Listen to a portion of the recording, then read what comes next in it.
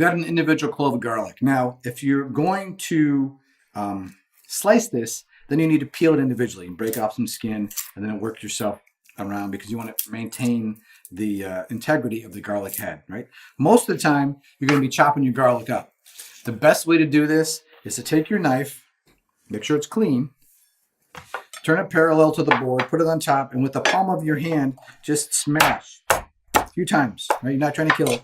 This will bust the skin off, and then you're able to go ahead and slice up your garlic. Right? Just give it a good whack. It busted up. Then you can mince your garlic.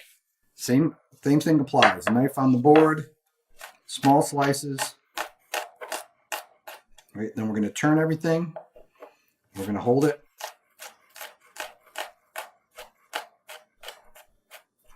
You've got some chopped garlic.